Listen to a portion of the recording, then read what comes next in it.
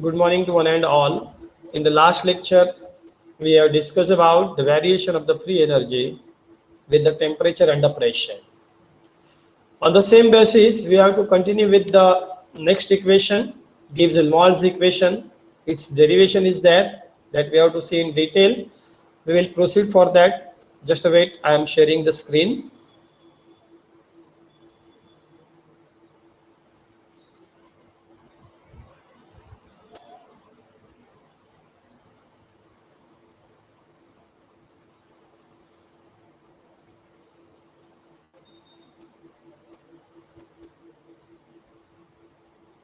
Yeah, screen is visible. Yes, sir. Yes, sir. Okay.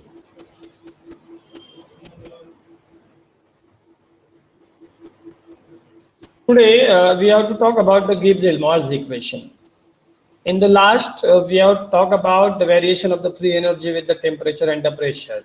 Then two different cases we have studied, and we got that delta G upon delta T at constant P is nothing but the minus S, whereas the delta G upon delta T at constant P is equal to that V. That correction I said, please make the correction in the notes.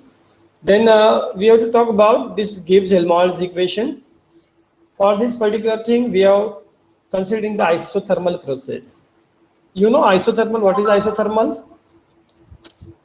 Anybody? What is isothermal? Yeah, you can unmute yourself and you can say the answer. Isothermal. Isothermal process in which the system changes.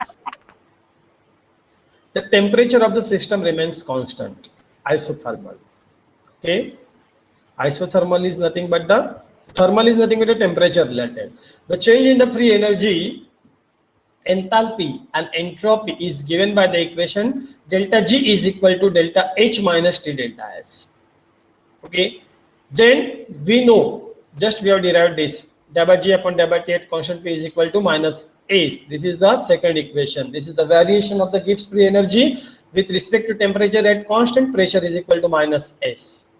Okay, then when we have to talk about the change in entropy, change in entropy is nothing but a delta S. For this purpose, we require the S1 and S2, right?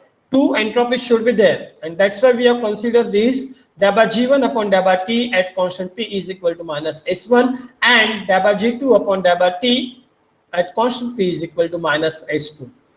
That is, when we are writing this, that nothing but delta S. Delta S will nothing but a difference. That is, here the minus delta has been the minus delta S has been taken is equal to minus S2 minus S1.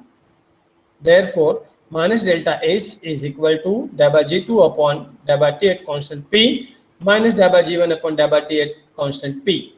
Minus delta S is equal to delta in bracket delta G upon delta T at constant P.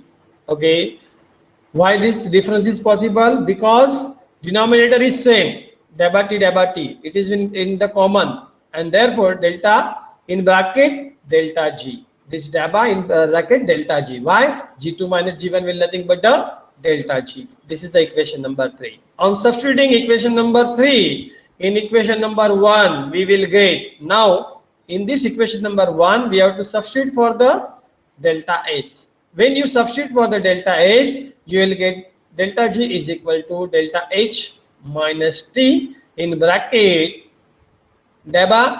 delta G upon delta T at constant P. Okay, this is the one form of the Gibbs-Helmholtz equation. This is the one of the form of the Gibbs-Helmholtz equation. This equation you can modify, you can write in terms of the integrated form. Okay, see, consider this equation again. Whatever we have derived right now, we have to consider same equation. Delta G is equal to delta H minus T in bracket delta G upon delta T at constant P. On rearranging, if we rearrange this equation, okay, delta G we are taking to this side, this term, basically this term we are taking to this time, this side, T in bracket Okay, delta G upon delta T at constant P minus delta G is equal to minus delta H. This is the equation number 2. On dividing this equation number 2 by T square, okay, temperature square से उसको divide करना है, T by T square in bracket, this term will be the as it is, minus delta G upon T square is equal to minus delta H upon T square. Here this T will get cancelled, 1 upon T, in bracket the same term will be there, delta G upon delta T at constant P minus delta G upon T square is equal to minus delta H upon T square, right?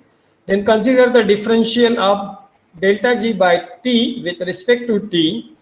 After doing this, all these things, simple of these operations, we will get delta upon delta T in bracket delta G upon T at constant P is equal to T. T will be in the common, in bracket delta upon delta T square delta G at constant P minus delta G upon T square.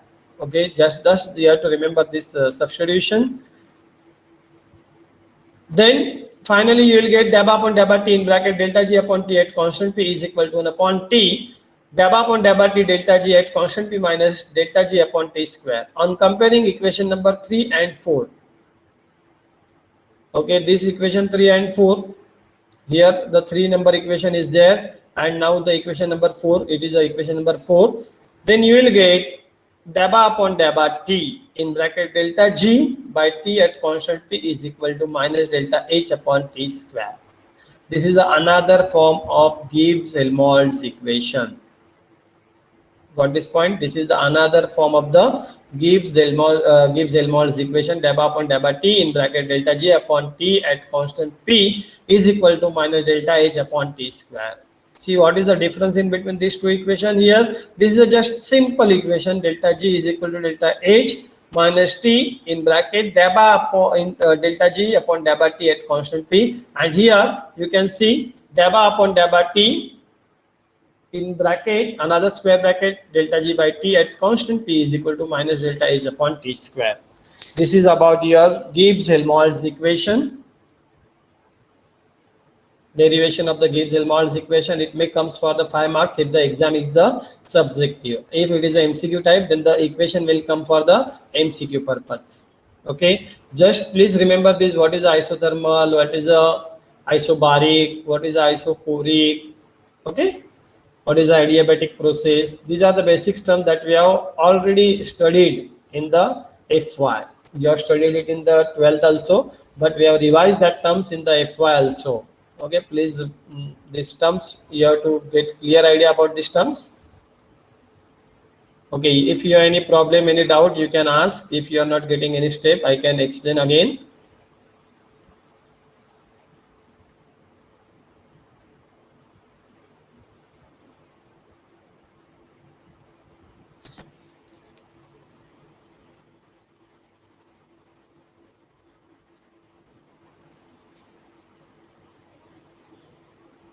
Yeah, anybody is having any doubt?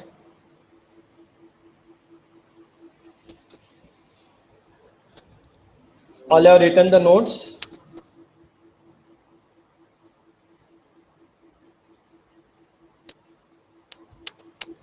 Notes लिखना चालू है क्या?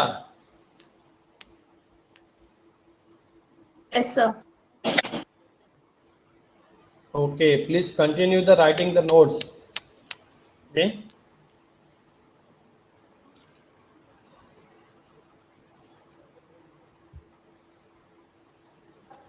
Sir हाँ, yes, Fatima. Sir जो notes भेजे हैं ना आपने वो थोड़े ब्लर है तो लिखने के लिए प्रॉब्लम आता है.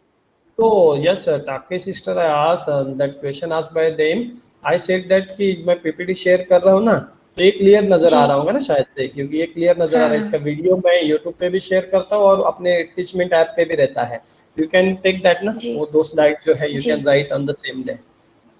जी sir.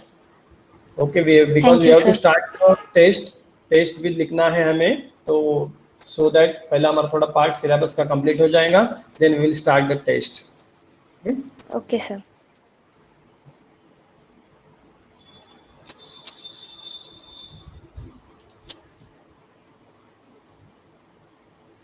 Okay, then thank you. Please wait for more 5 minutes.